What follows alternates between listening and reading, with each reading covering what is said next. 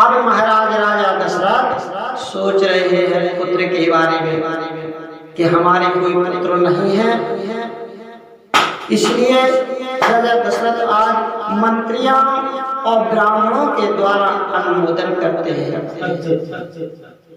संपूर्ण धर्मों को जानने वाले महात्मा राजा दशरथ, देखो तो कितना सुंदर लिखने वाले ने लिख दिया। संपूर्ण धर्मों के जानने वाले, सभी धर्मों के जानने वाले महाराज राजा दशरथ पुत्र के लिए सदा चिंतित रहा करते थे, क्योंकि पुत्र नहीं था। उनके वंश को चलाने वाला कोई पुत्र नहीं था। उनके लिए चिंता करते करते एक दिन उन महामनस्वी नरेश ने मन में यह विचार हुआ कि मैं पुत्र प्राप्ति के लिए अश्वमेध यज्ञ अनुष्ठान क्यों ना कर डालूं।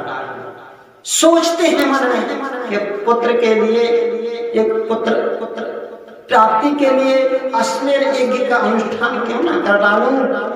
अपने समस्त शुद्ध बुद्धि वाले मंत्रियों, जो अच्छे मंत्री थे, मंत्रियों के साथ परामर्श कहा, एक आपसे बातचीत करना, प्रेम से पूछना कि कैसे करना चाहिए। यज्ञ करने का ही निश्चय विचार करके उन महातेजस्वी बुद्धिमान एवं धर्मात्मा राजा ने मंत्रियों से कहा, महाराज ने के मंत्री तुम मेरे समस्त गुरुजनों एवं पुरोहितों को यहाँ शीघ्र बुला लाओ, चले जाओ। पुरोहित और जितने हमारे गुरु जी हैं सब आप बुला कर लाओ। एक अश्वमेध यज्ञ करना है, उस अश्वमेध यज्ञ करने की नीति बतलाएंगे और कब करना है ये हमें सुझाव। तब शीघ्रता पूर्वक पराक्रम प्रकट करने वाले सुमन, सबसे उत्तम मंत्री का नाम बताया है सुमन। तुरंत जाकर उन समस्त वेद विद्या के पारंगत मुनियों को वहां बुला के ले आए। स्वयं वामदेव, जाबाली, काश्यप, कुल पुरोहित, वशिष्ठ तथा और भी जो श्रेष्ठ ब्राह्मण थे, उन सबकी पूजा करके धर्मात्मा राजा दशरथ ने धर्म और अर्थ से प्रिय मधुर वचन कहा। देखो जब समस्त गुरुवर उपस्थित हुए, पुरोहित उपस्थित हुए, तब हाथ जोड़कर के महाराज राजा दशरथ ने कहा, हे महर्षियों, मैं सदा पुत्र के लिए दिन रात चिंतित बना रहता हूं। अपनी मन की अभिलाषा उन ऋषि मुनियों को, गुरुवर को सुनाने लगे, बताने लगे कि हे महर्षियों, मैं पुत्र के लिए सदा चिंतित बना रहता हूं। उनके लिए, उनके बिना इस राज्य आदि से मुझे सुख नहीं मिलता। अतः मैंने यह निश्चय किया है कि मैं पुत्र प्राप्ति के लिए अश्वमेध यज्ञ भगवान का यजन कर। देखो जब कछु मांगने पड़ा तो यदि कछु करने नहीं पड़ा, तो आज राजा दशरथ करने के लिए तैयार है और सभी की अनुमति ले रहे, सभी से सोच विचार बनवा रहे,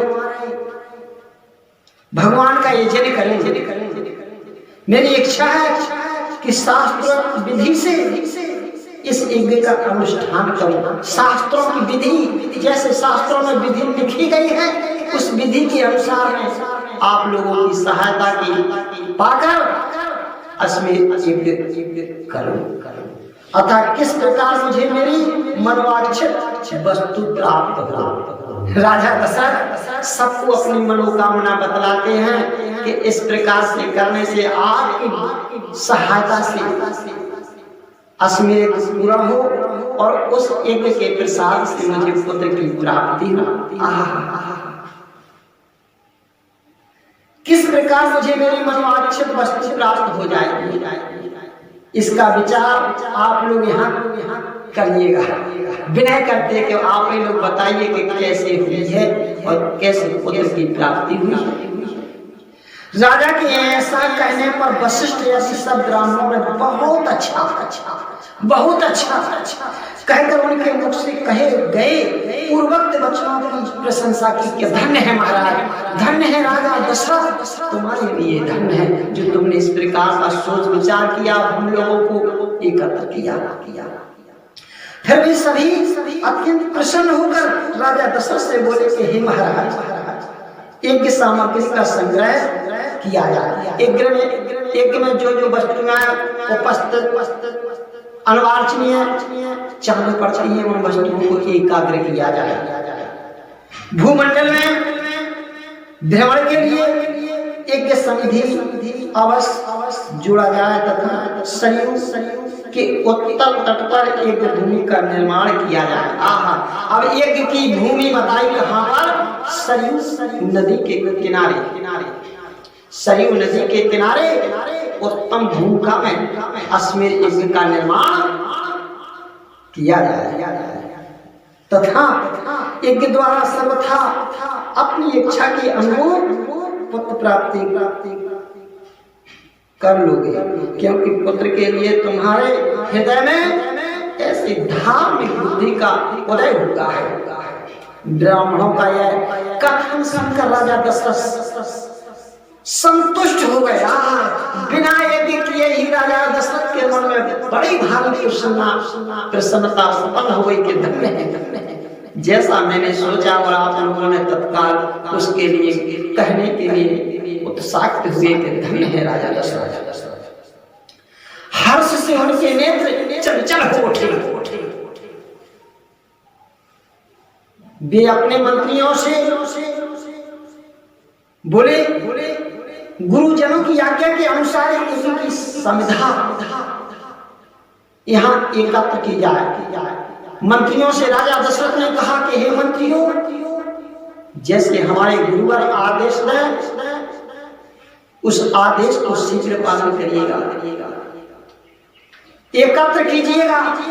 शक्तिशाली वीरों के संरक्षण में उपाध्याय सहित अवश्य को छोड़ा जाए। सरयू के उत्तर तट पर एक भूमि का निर्माण हो।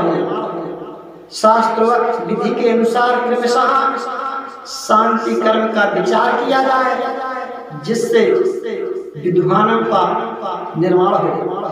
यदि ये श्रेष्ठ यज्ञ में कष्टप्रद अपराध बन जाए, भय ना हो, तो सभी राजा इनका संविधान कर सकते हैं। अगर किसी राज्य के राजा को यज्ञ में सम्मिलित होने की अभिलाषा हो तो यज्ञ में सम्मिलित हो सकते हैं। जिनको कष्ट हो वे भी आकर मन प्रसन्न होकर के यज्ञ में सहयोग बने। परंतु ऐसा होना कठिन है, क्योंकि विद्वान रक्षक यज्ञ में विघ्न डालने के लिए क्षुद्र ढूंढा करते हैं। विधिहीन यज्ञ का अनुष्ठान करने वाला यज्ञमान तत्काल नष्ट हो जाता है। जिनको यज्ञ के बारे में पता ना हो और यज्ञ करने लगे वे नष्ट हो जाते हैं। अनुष्ठान करने वाला यजमान तत्काल नष्ट हो जाता है। अतः मेरा यह यज्ञ जिस तरह विधि पूर्वक संपन्न हो सके वैसा उपाय किया गया। तुम सब लोग ऐसे साधन प्रस्तुत करने में समर्थ हो। अपने मंत्रियों को राजा दशरथ ने कहा कि तुम लोग समर्थ मानो, तुम में इतनी शक्ति है कि तुम सब काम आदेश के अनुसार कर सकते हो। राजा के द्वारा सम्मिलित हुए समस्त मंत्री पूर्वक उनके वचनों को सुनकर बोले बहुत अच्छा महाराज। श्रीधर का मतलब हम आपके आदेश का पालन शीघ्र करेंगे। ऐसा ही होगा महाराज। इसी प्रकार में सभी धार्मिक ब्राह्मण भी श्रेष्ठ दशरथ को बधाई देते हुए उनकी आज्ञा लेकर जैसे आए थे वैसे ही चले गए। उन ब्राह्मणों को विदा करके राजा ने मंत्रियों से कहा पुरोहितों के उपदेश के अनुसार इस यज्ञ को विधिवत पूर्ण करना चाहिए। वहां उपस्थित हुए मुनि मंत्रियों से ऐसा कहकर परम बुद्धिमान निपश्रेष्ठ राजा दशरथ उन्हें विदा करके अपने महल में चले गए। वहां जाकर नरेश ने अपनी प्यारी पत्नियों से कहा कि हे देवियों, दीक्षा ग्रहण करो। यज्ञ के लिए सभी लोग चलो और दीक्षा ग्रहण करो। मैं पुत्र के लिए यज्ञ करूंगा। उस मनोहर वचनों से उन सुंदर कांति वाली रानियों ने मुख कमल बसंत में विकसित होने वाली पंकजों के समान खिल उठे और अत्यंत शोभायमान पाने लगी। बोलिए महाराज राजा दशरथ जी की जय।